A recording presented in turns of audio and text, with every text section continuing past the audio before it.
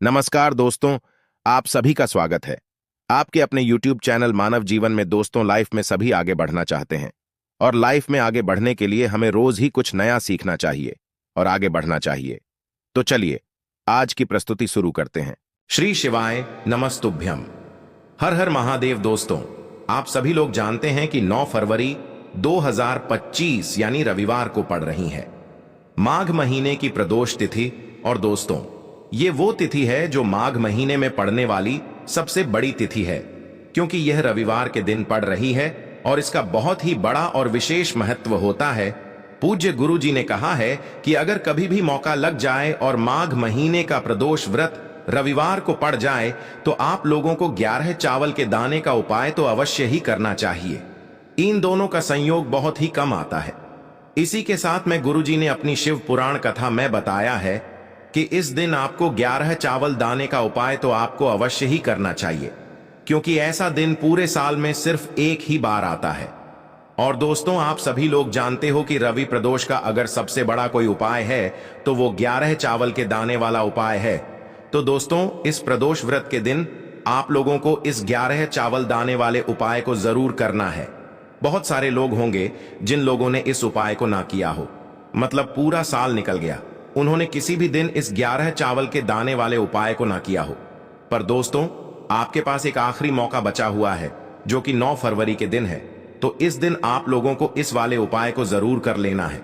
भले ही आपने पूरे महीने भर इस उपाय को ना किया हो, पर अगर आपने इस माघ महीने के प्रदोष व्रत के दिन अगर इस वाले उपाय को कर लिया तो आपको इस उपाय को करने का वो फल मिलेगा जिसकी आपने कभी कल्पना भी नहीं करी होगी। इसीलिए आप लोग इस वाले उपाय को एक बार जरूर कर लेना है, ताकि आप लोगों के हाथ से यह मौका ना जा सके और आपको इस उपाय को करने का फल मिल सके।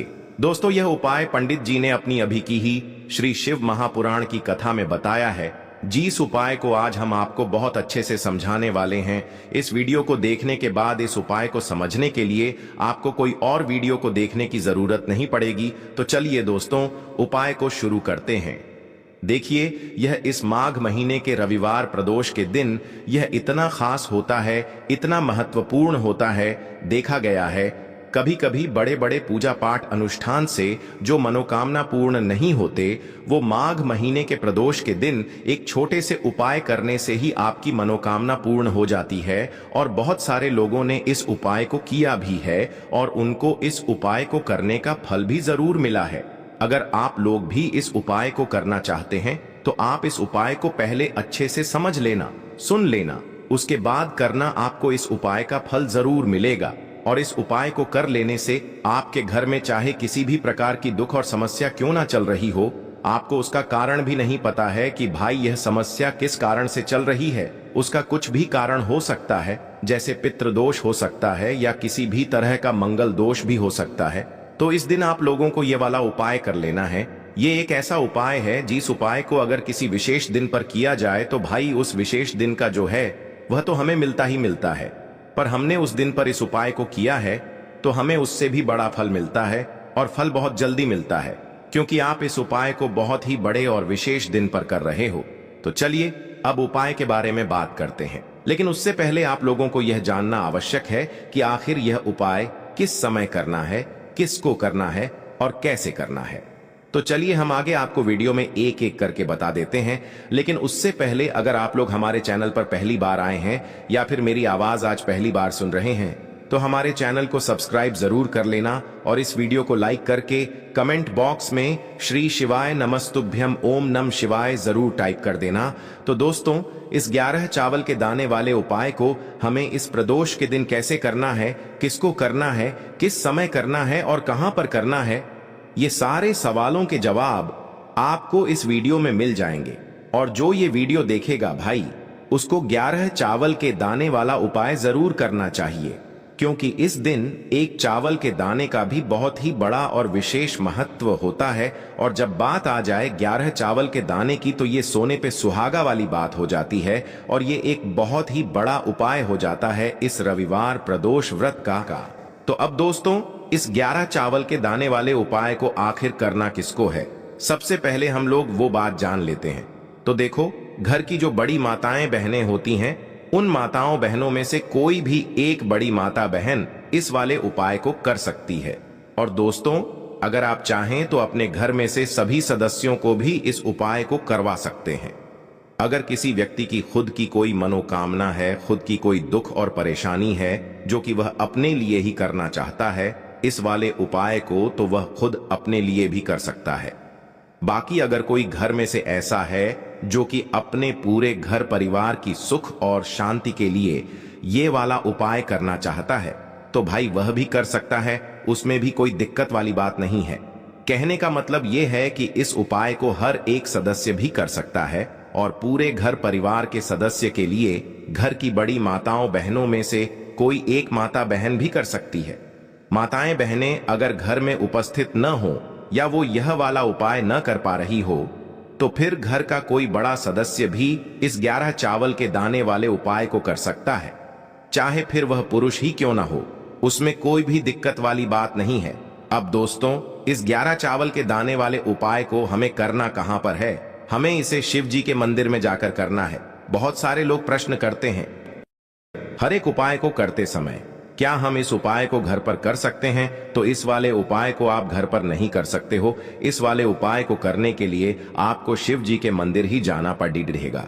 उसके बाद में दोस्तों, जो अगला प्रश्न निकल कर आता है वो यह आता है इस उपाय को लेकर कि आखिर इस उपाय को हमें किस समय करना है, सुबह के समय करना है कि शाम के समय करना है। तो देखो, इस वाले उपाय को आप लोग सुबह के समय भी कर सकते हो और शाम के समय प्रदोष काल में भी कर सकते हो। अब अगर आप पूछो कि भाई सबसे उत्तम समय कौन सा रहेगा इस 11 चावल के दाने वाले उपाय को करने का, तो हम आपसे बस यही कहेंगे कि इस उपाय को आप सुबह के समय करेंगे तो ज्यादा बेहतर होगा।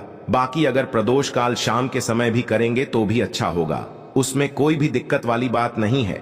तो अब दोस्तों, जो अगली सबसे बड़ी और महत्वपूर्ण बात आती है वो यह आती है कि सुबह अगर हम उपाय को करेंगे तो हमें कितने बजे से लेकर कितने बजे तक के बीच में करना है, और शाम के समय प्रदोष काल में करेंगे तो हमें कितने बजे से लेकर कितने बजे के बीच में करना है। तो देखो, सुबह जितनी जल्दी हो सके आप उपाय को करने की कोशिश करना। बाकी अगर किसी कारणवश लेट भी हो जाओ, थोड़ी देर भी हो जाए, तो 10 या 11 बजे तक भी आप उपाय कर लेना, पर 12 बजे से ज्यादा देरी ना हो, ठीक है? इस बात का ध्यान रखना। उसके बाद में दोस्तों, अगर शाम के समय प्रदोष काल की बात करें, प्रदोष काल का जो समय होता है वो शाम के 6 बजे से शुरू हो जाता है। मतलब शाम के 6 बजे से लेकर 7 बजे के बीच का जो समय होता है, यह समय प्रदोष काल का समय होता है। पर अभी जो मौसम चल रहा है, इस मौसम में जो है शाम बहुत देरी से होती है। तो आप इस उपाय को 7 या 8 बजे के बीच में भी कर सकते हो। मतलब शाम के 6 बजे से रात 8 बजे के बीच में आप कभी भी इस वाले उपाय को कर सकते हो, उसमें कोई भी दिक्कत वाली बात नहीं है। अब दोस्तों, यहाँ पर इस उपाय को लेकर एक और सबसे बड़ी बात ये निकल कर आती है कि इस 11 चावल के दानों को हमें लेना कहां से होता है, और हमें इस उपाय को करने के साथ में क्या और कुछ भी सामग्री ऐसी होती है जो शिव जी के मंदिर लेकर जानी पड़ती है। तो देखो, यहाँ पर हम आपको बता दें, सबसे पहले आप लोग ये जान लो कि यह जो 11 चावल के दाने वाला उपाय है, सिर्फ और सिर्फ आप उपाय की सामग्री लेकर कभी भी शिव जी के मंदिर मत जाना, क्योंकि हमें भगवान के सामने यह नहीं दर्शाना है कि अगर हम भगवान शिव जी के मंदिर आए हैं तो अपने फायदे के लिए आए हैं। तो इसलिए जो भी पूजन सामग्री है, उपाय सामग्री है, 11 चावल के दाने, इसके साथ में आपको पूजन सामग्री भी जरूर लेकर जाना है। देखो, अगर सुबह के समय उपाय कर रहे हो तो सीधी सी बात है, 1 लोटा जल तो आप लेकर जाओगे ही जाओगे। वही 1 लोटा जल अगर मिट्टी का जल हो तो बहुत अच्छा रहेगा। मिट्टी का जल कैसे बनाया जाता है, इसके लिए हमने पहले से बहुत सारी वीडियोस बना दी है। आपके पास इस दिन एक आखिरी मौका रहेगा मिट्टी का जल शिव जी पर चढ़ाने का और उपाय को करने का। बहुत बड़ा आपको इस दिन फल मिलेगा। तो इसलिए इस दिन हो सके तो भाई मिट्टी का जल चढ़ाना, तो अपने साथ में कम से कम 1 लोटा जल तो आपको लेकर जाना ही जाना है। अगर मिट्टी का जल नहीं है तो घर का जल भी आप इस्तेमाल कर सकते हो। इसके अलावा जो भी पूजन सामग्री है, देखो 11 चावल के दाने ये अलग आपके रहेंगे, और जो आपकी पूजन सामग्री रहेगी वो अलग रहेगी। पूजन सामग्री में आप जो भी चीज लेकर जाना चाहे वो लेकर जा सकते हैं, उसमें कोई भी दिक्कत वाली बात नहीं है। वहीं अगर हम बात करें शाम के समय की, तो शाम के समय शिव जी पर जल नहीं चढ़ता है। इसीलिए शाम के समय आप लोग एक दीपक तैयार कर लें, जो कि गोल बत्ती का, आटे का, शुद्ध देसी गाय का घी का होगा, है ना। इस बात का आप लोगों को ध्यान रखना है और इस दीपक को आपको घर से जलाकर नहीं लेकर जाना है, भगवान शिव जी के मंदिर में जाकर ही जलाना है। इस बात का भी आप लोगों को ध्यान रखना है। अब दोस्तों, यहां पर हमें इस बात को समझना है कि यह 11 चावल के दाने हमें लेना कहां से है। क्या हमें दुकान से लेकर आना है, या हमें अपने घर से लेना है, या कहां से लेकर आना है, और कौन से चावल लेना है, क्योंकि चावल भी बहुत प्रकार के होते हैं। तो देखो, इन सभी सवालों के जवाब आप लोग एक बात में सुन लो कि भाई ये जो उपाय है, इस उपाय में आपको ये नहीं देखना है कि भाई कौन से चावल है, कौन से चावल नहीं है। बस जो भी चावल ले रहे हो वो चावल का दाना सबूत होना चाहिए, मतलब साबुत होना चाहिए, टूटा हुआ नहीं होना चाहिए, कटा पिटा नहीं होना चाहिए। ये बात आपको ध्यान रखना है। बाकी आपका चावल बासमती हो या सादा चावल हो या कोई सा भी चावल हो, उसमें कोई भी दिक्कत वाली बात नहीं है। तो सीधी सी बात है कि आपके घर के रसोई घर में जहां पर आप भोजन बनाते हो, वहां पर जो भी चावल आपके उपस्थित हो, उन चावलों में से अपनी एक कटोरी भर लेना या एक मुट्ठी चावल अलग से निकाल कर रख लेना, क्योंकि हम 11 चावल ही यहाँ पर इस उपाय में लेने वाले हैं। तो हमें यह चावल के दाने गिनकर निकालने पड़ेंगे। इस बात का आप लोगों को ध्यान रखना है। तो अपने उस चावल की कटोरी में से या चावल में से 11 ऐसे चावल के दाने आप लोग निकाल लो, जो कि टूटे हुए ना हो, कटे पिटे ना हो, जिनमें कोई दाग ना लगा हुआ हो, है ना। अच्छे साबुत चावल के दाने 11 दाने आप लोग निकाल कर रख लो और इन्हें किसी भी एक कागज की पुड़िया में या किसी एक छोटी सी कटोरी में आप लोग रख लो, ताकि यह सुरक्षित रहे। आपके एक भी चावल का दाना इधर उधर ना हो और आपका उपाय भी पूरा अच्छे से हो जाए।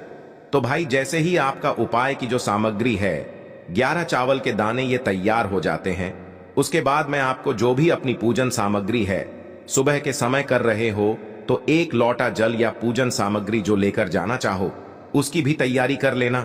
और शाम के समय जा रहे हो तो भाई अपना जो दीपक है उसे तैयार कर लेना, ठीक है। और उपाय को करते समय शुद्धता का विशेष रूप से ध्यान रखना, ठीक है। सुबह सुबह स्नान करने के बाद ही उपाय को करने की आप लोग तैयारी करना।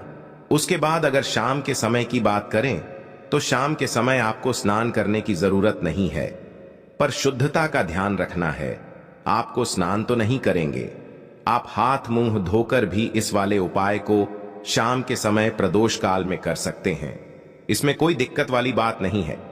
तो आप अपने उपाय की पूरी सामग्री तैयार करके आपके पास ही में जो आपका शिव मंदिर हो वहां पर पहुंच जाइए।